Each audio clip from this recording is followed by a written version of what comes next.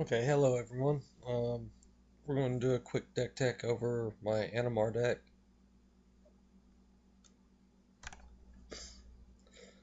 I played this for a week or so on here, and then this is the deck I was running before I switched to Damia.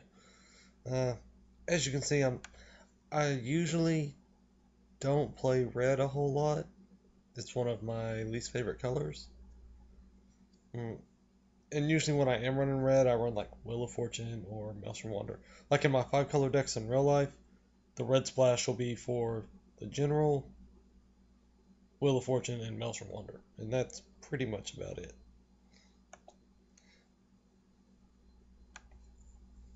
So we're only running 34 lands in here. Sometimes that's kind of an issue. I wish I had another one or two, but most of the time it works out pretty well. We have Mana Crypt, Soul Ring, Grim Monolith, Chromatic Lantern, and we don't have like in the Damia deck. I have a bunch of lands that don't produce mana. Like Tabernacle and Cabal Coffers. If you don't have Urborg out, it's pretty much worthless. And Diamond Valley and stuff like that. And so those aren't like really heaven lands anyways. Uh, we still have some ramp like Cultivate, Azusa, Explosive Vegetation, Skyshroud Claim. Now, the main thing here is you land Animar, play a bunch of dudes, and then you play a bunch of big fatties for cheap. Um,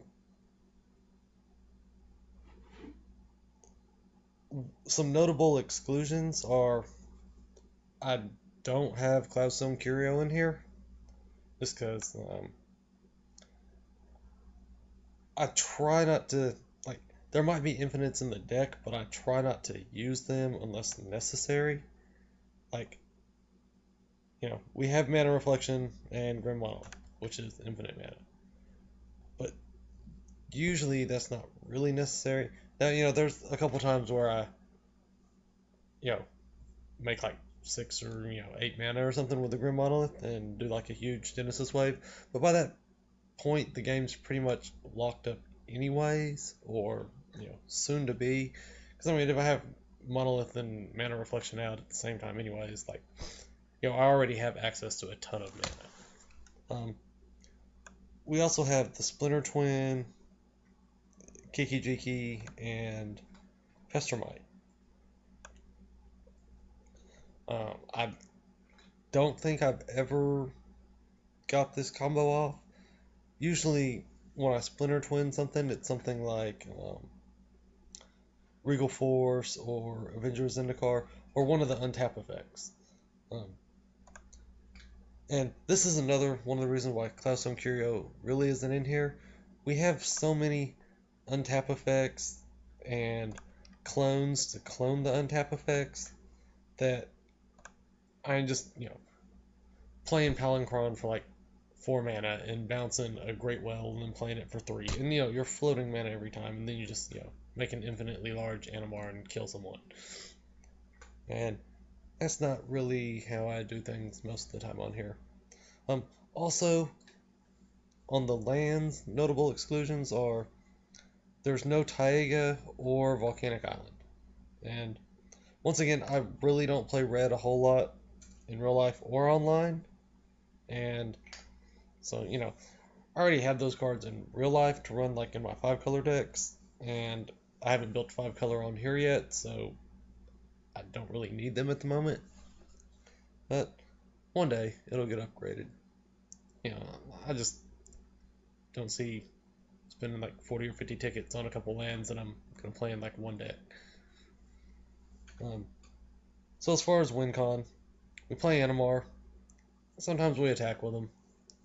Mainly he just makes all our dudes cheap, and then we have the Cascade guys, Maelstrom Wonder, which is the big daddy of them all.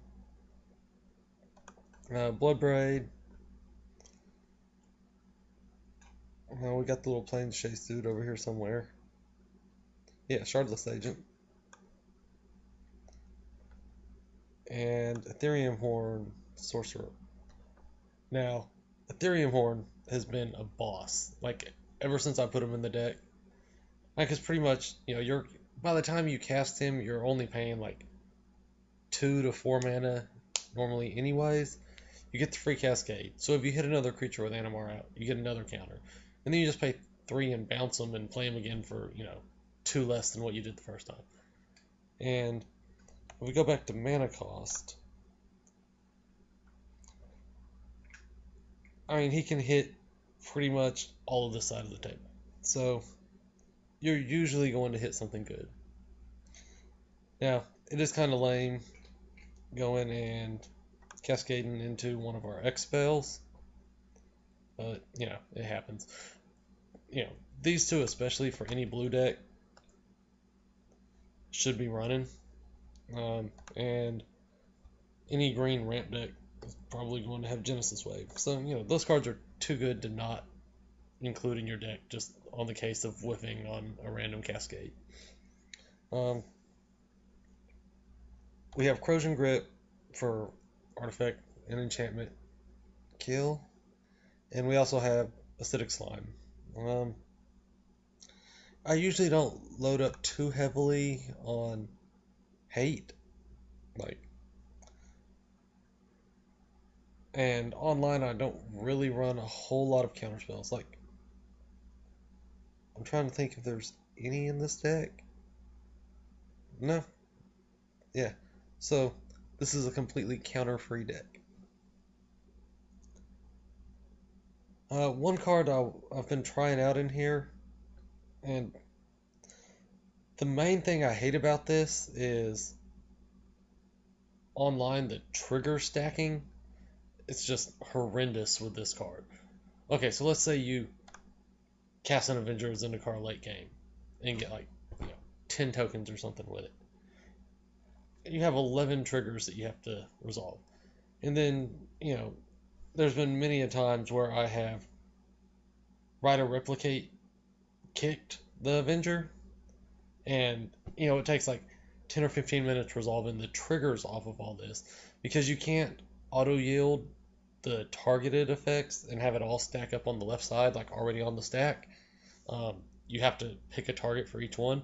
And with all the tokens, it's pretty much useless anyways because they're all coming in as 0/1. So they aren't even dealing damage. You just have this, huge pile of triggers in the middle of your screen that you're having to target stuff with, and it takes forever.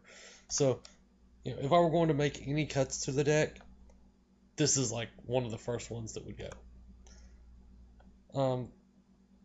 Now, I'm normally against cards like Woodfall Primus, Terrestrodon, Sylvan Primordial, because they always end up backfiring. I mean, if you're playing against any deck with blue, they're probably running some type of clone effect.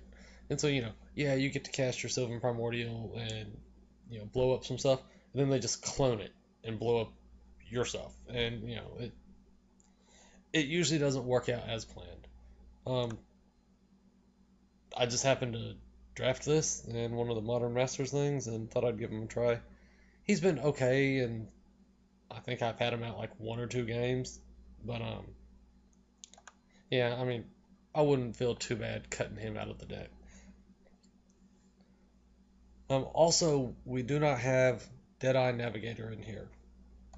Deadeye Palinchron or Great Whale or Peregrine Drake. That's all infinite as well.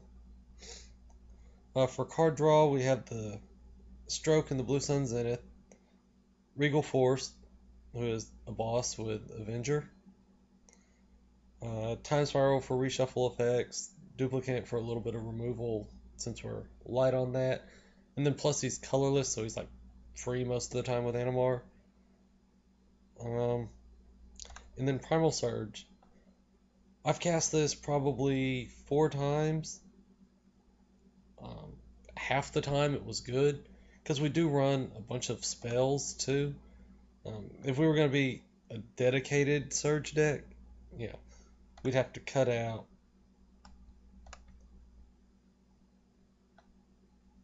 these and the ramp spells, and